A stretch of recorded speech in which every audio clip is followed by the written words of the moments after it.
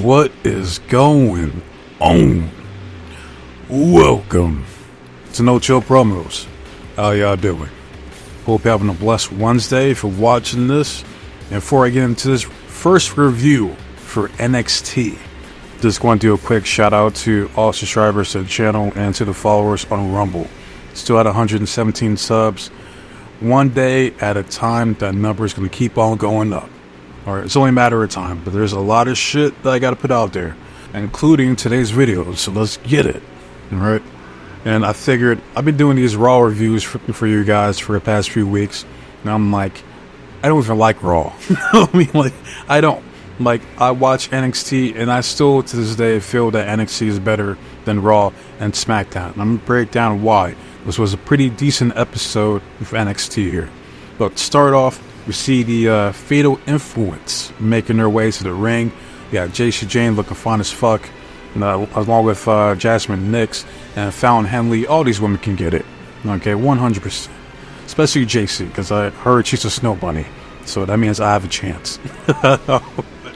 Nah, I digress. But they said that Lash and Jakara are great athletes, but right now they influence NXT. Then we see Last Legend and Jakara Jackson back there. Last Legend said that Fatal Influence made a fatal mistake. Then Jakara Jackson said they're going to find out what happens when you mess with the bougie bully and Miss Jackson. I'm sorry, Miss Jackson. Ooh, I am for real. Never meant to make your daughter cry.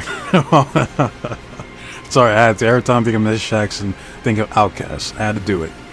But start off, we see a tag match. You got Fatal Influence going up against Last Legend and Jakara Jackson. Now, this match did a great job of showcasing Last Legend's strength. Okay, and like I said in my video, my Last Legend video, like, she's a powerhouse. like she might legit be like one of the most like the strongest chicks there. But Fatal Attraction has a numbers advantage. They do the whole interference spot. They hit their double team move. 1, 2, 3. Fatal Influence wins. It sucks because I like all these ladies in general, but someone's got to lose. Unfortunately, it was Lash and Jakara. Even though I want Lash to be a single star, but it is what it is. So we move on. See a promo package for Wes Lee. They're trying to hype up the segment for later on in the show. Basically, this promo package just summarized the story between Wes Lee and Zachary Wentz, because Wes Lee turned heel, broke up the Rascals, or MSK, whatever you want to call them. These guys been beefing ever since. So, pretty good promo package here, but we got to move on to the next match, and we see the beautiful Carmen Kill Bill Petrovic. Alright, she has a match against Izzy Dame, but before Izzy Dame comes out, we see a backstage segment with Eddie Dork and some beautiful ladies as well. That's the thing I like about NXT, man. It's like every time there's always some like fine ass women showing up that I'd never seen before. I'm like, who? Where did they come from? You know what I mean? Like, damn. Like, I know the blonde is Xena, I think that's her name. I don't know the Asian chick's name, and I don't know the chick on the end, because that's like my first time seeing her, I believe. But yeah, Eddie was showing off his DJing skills to the ladies. They were impressed. Ashanti D Adonis comes through, tries to holler at the ladies. They end up leaving. He talks to Eddie. He was like, so which one's yours? I'm just like, man to man, who do you got? And Eddie was like, nah, man, it's just, they're friends. And Ashanti was like, friends? Well, you mean to tell me you have a platonic relationship with those ladies? Come on, bro. Who you from? Like for real? Like who you got? And I'm like, nah, man. It's like, it's not about getting women. And it's like, it's the passion for the music that I have. I'm like, yeah, okay. Ashanti's like, yeah, I ain't trying to hear that shit. Basically, Ashanti's gimmick, ever since he's been in NXT, is just to smash cheeks. You know what I mean? That's all he cares about, man. I seen him. He wrestled last week against some new jobber. I forgot his name. Is like Dion something. Like he was like a mix between Carmelo Hayes and Jason Jordan. But yeah, other than that, I always see this dude back there just trying to. He's just trying to get laid. All right, that's his goal, and I respect that. All right, But then we see a scuffle, a fisticuffs. Eddie rushes to see what's going on. Like, we see Idris laid out on the floor, so insinuating that Brooks Jensen whooped his ass or jumped him from behind. Like, they're gonna follow up on this later, but we get back to the match. We see Izzy Dame making her entrance, and they show the footage of why this match is happening. Basically, Izzy Dame was jealous that Carmen was in the that 6-way like gauntlet match or eliminator match for the #1 contendership for Roxanne's title. So she jumped her from behind, whooped her ass, which leads us to this match right here. Now, this was a short match, but Carmen gets to win, a much needed win, because she's been jobbing out here for too long. So she gets the surprise pin on Izzy Dame. Izzy Dame still looks strong here because she had her up in like a torture rack, but Carmen pretty much outsmarted her this time. Next, we see the No Quarter Cash crew getting ready for their match. You got Ren trying to get involved, acting like she's one of the boys. Charlie was like, stop. I'm like, you're not a dude, okay? I'm the leader here. I'm the one that won the Heritage Cup last week, or the week before that, whenever the fuck you won it. So you follow my lead.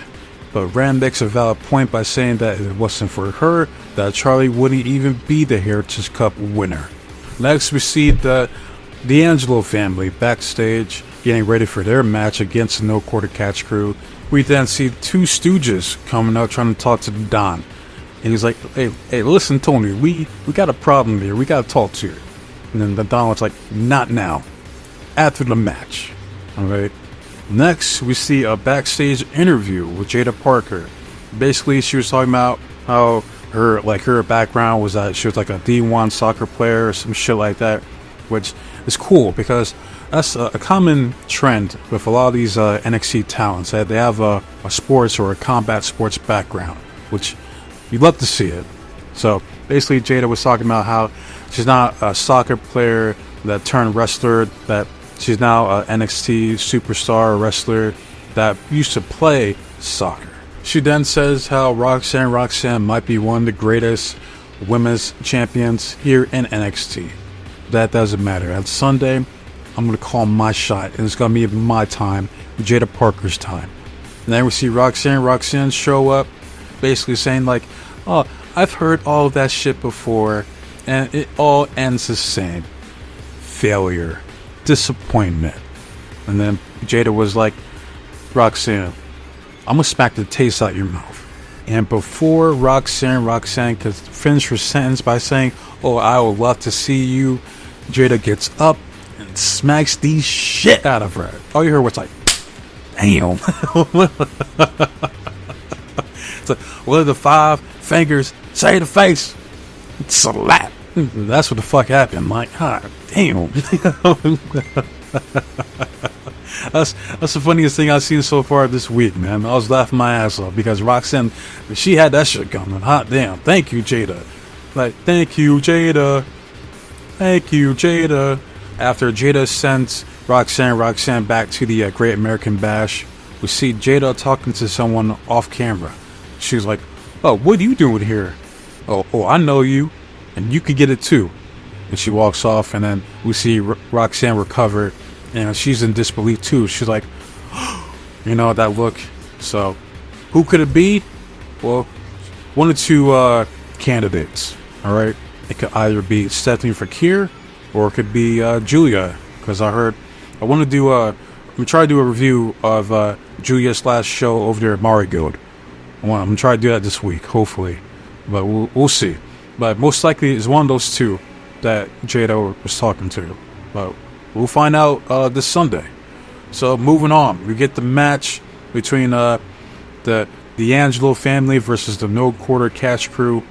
Decent match for what it was. There was a spot where Rizzo does like a fireman's carry to Charlie Dempsey, and that's been another common theme or trend here on these shows, like where we have women just doing suplexes on the men, and that's mainly towards the No Quarter Catch crew, because you had like Kendall Gray doing like a belly to belly to Miles. Now you have Rizzo doing like a fireman's carry to Charlie.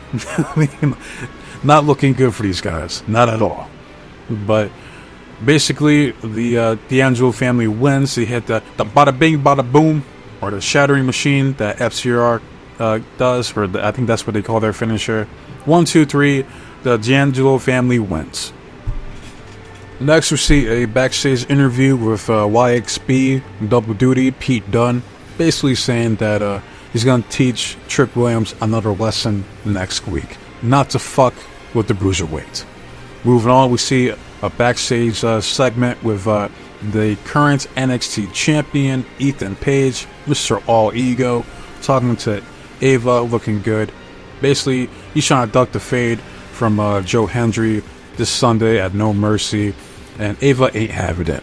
Alright, that's all that happened here. Moving on, you get the segment between Wesley and Zachary Wentz, which was a good segment, I must say. Like, because you had Wes basically saying that, like, you abandoned me, I had to figure shit out on my own, and now you're not on my level. Or Zachary responds by saying, like, I know just how sensitive you are, not to mention how you almost quit this place for a third time. Who was there to take care of you when your back was broken, to get you meals when you're in a hospital, who stood up all night to make sure that you were okay? I did. And I'm like, ooh. Yeah, Zachary bringing up receipts. Ooh.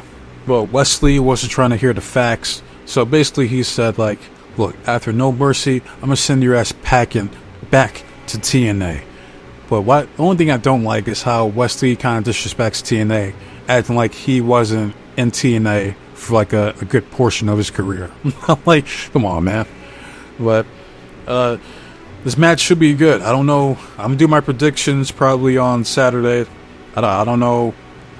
I'm leaning towards a West going over, but we'll see. I'll worry about that later. But next we see, I believe in Joe Hendry.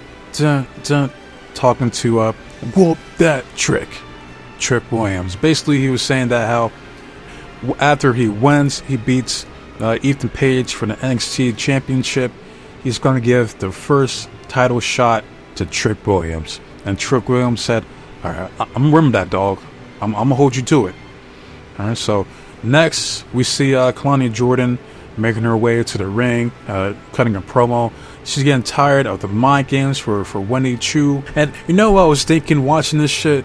I'm like, how is Wendy Chu more intimidating than the Wyatt Six? Like, or the Wyatt Six should take notes for Wendy here, because like she comes off way more intimidating than they fucking do. 110% with her fine ass. Wendy's sexy. She can get it any day of the week. All right, but I digress. Let me stop. Well, we see the arrival, and I got to meet Rosemary one time at a local wrestling show, and she was cool as shit, man. Like, cool as fuck, super chill. Like, nothing but good things to say about Rosemary, man. 100%. Now, even though she didn't get the win here, because obviously they're not gonna have Kalani Jordan lose before No Mercy, even though I wouldn't be against it, because I'm like, she's going up against a former multiple-time TNA Knockouts champion. Just saying. But Kalani Jordan gets the win. Yeah, Wendy Cho showing up to put her ass to sleep, right, alluding to the fact that she might be going over at No Mercy, which I wouldn't be against, honestly, because I know Wendy's been there for a hot minute too. So we'll see. I'll do the predictions on Saturday. But moving on, all right, we see Ora Mensa talking with Last Legend and Jakar Jackson. I can't call him Metaphor because Noam Dar ain't there, so he's been out for a minute. But next we see Lexus King with his Puerto Rican shape up coming through, talking to Ora Mensa. He was like, look, man, these ladies don't care about your dad, alright? And if you ask me, Noam Dar is the real daddy around here, not you. And Ora was laughing like, that's real rich coming from you, a guy that has no father figure. What does the 5 fingers say to face? Slap.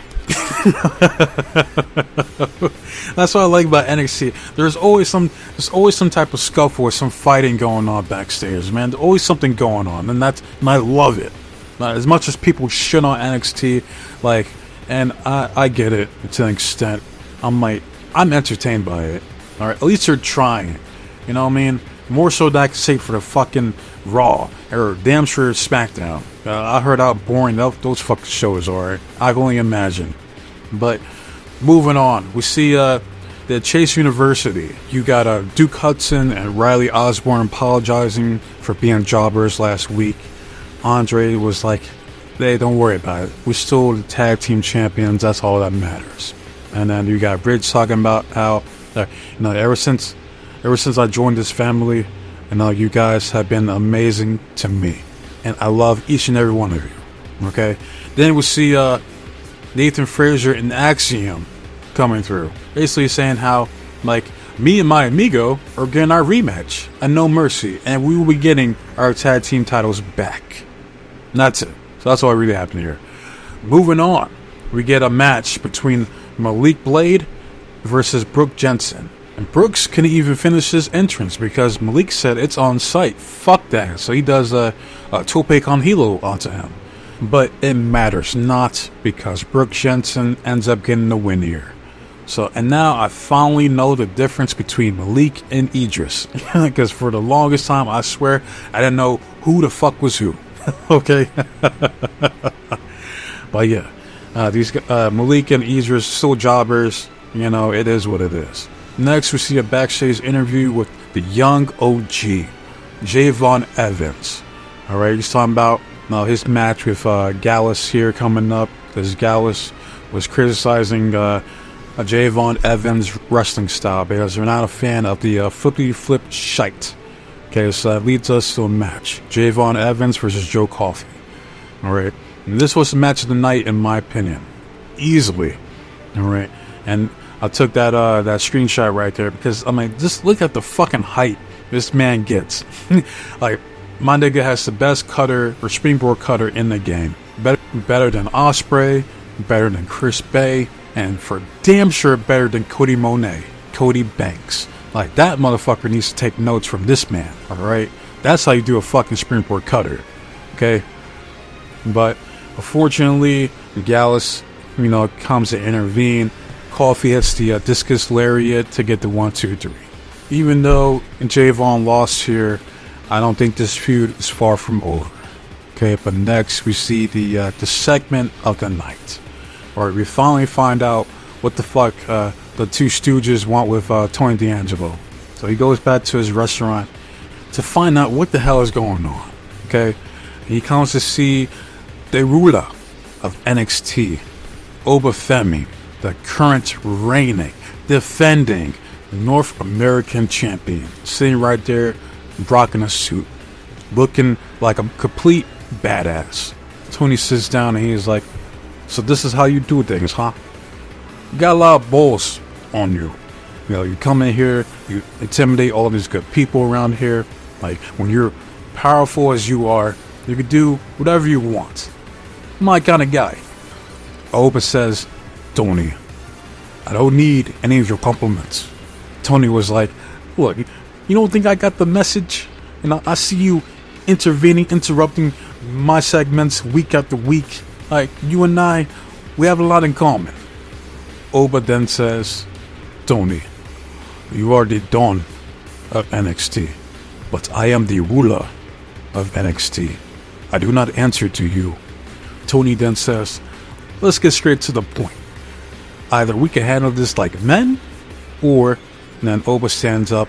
He says, "Tony, I can lay waste to you and everybody here, but I'm not going to do that. I'm going to wait for Sunday."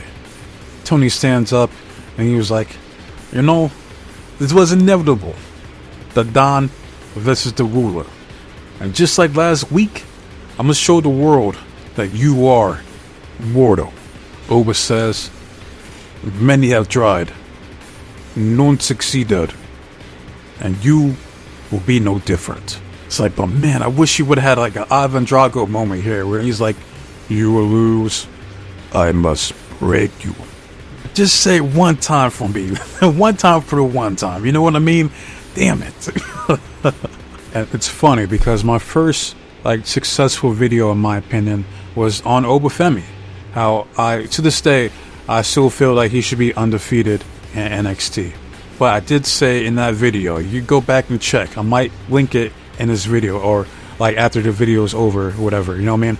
That if he were to lose, the only two people I could see beating Obafemi is Tony D'Angelo and Trick Williams. So how crazy would it be if Tony wins at No Mercy and becomes the new North American champion? I called that shit months ago. So if it happens, you know, it is what it is, man. But I still got to go with my boy Obafemi to retain at No Mercy. That's a quick little prediction there for you. But we move on to the final segment of the night. And that's I Believe in Joe Hendry concert. Another concert for the NXT audience. And the song was pretty much was Ethan sucks. Believe in Joe. Ethan, put on some clothes. And that's it. That's the hook.